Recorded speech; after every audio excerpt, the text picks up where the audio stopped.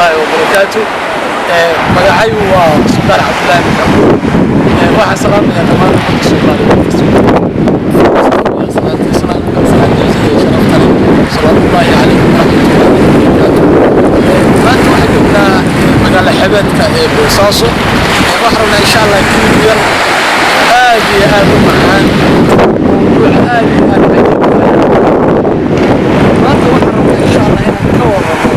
صفوينكم الجامية إن شاء الله هنا نكور تاريخها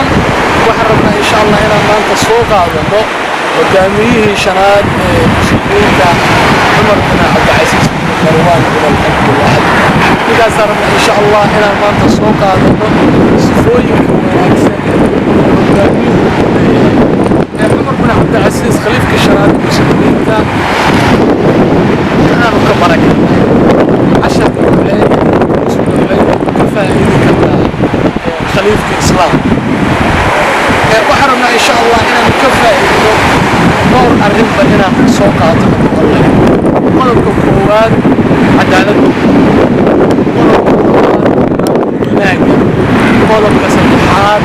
نحريستا قلب كأفراد إلالتها حسابتها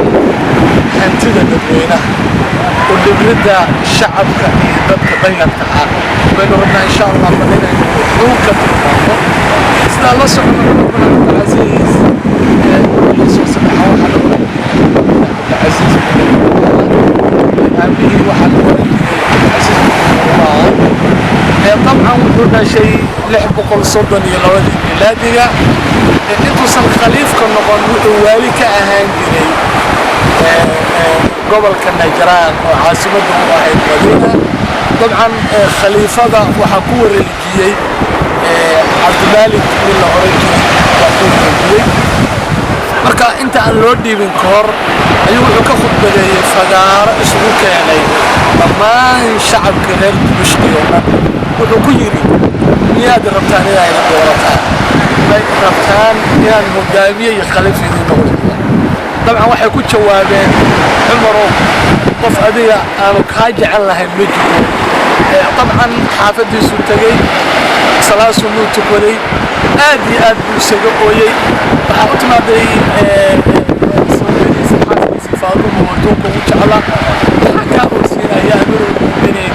waxa uu ku jawaabay dareen aad iyo aad u sabir wuxuu yiri waxaan amiir u ahay dad gaajaysan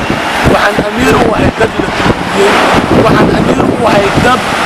jeelasha ku jira iqtixaad kan oo aan amiirka u ahay iyagoo dulmiga hoostiisa ku jira bal eego qiyaas madaxdeena Soomaalida maanta waxa ku sugan arrin aad iyo aad u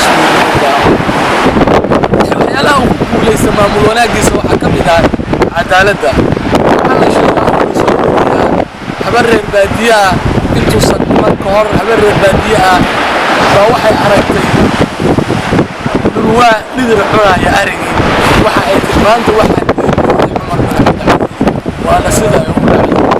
waxyaalaha ka baran karna waxaa ka mid ah cadaaladda maamul wanaagga gaafurnaanta hanaanka waxa weeyaan la xisaabtanka ilaalinta waxa weeyaan hantida dadweynaha waxa uu ilaaliyay oo xaran hal dowlad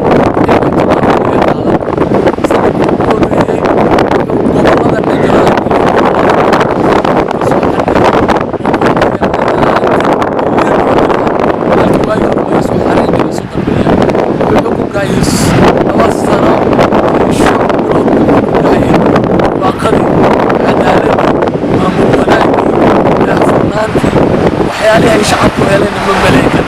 marka waxaanu ka baran karnaa khaliifkan waxa weeye dabcan dadka sidaad u kasban karto haddaad rabto inaad khaliif haddaad rabto inaad hogaamiye sida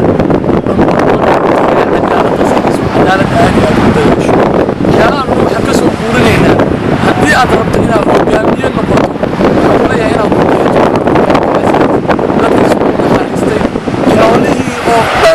wuxuu ku celiyay Baytulmaalkii reer Marwaan oo dhan xoolii waa ka soo qaaday xilalkii uu ka soo qaaday waa uu xayuubiyay dabcan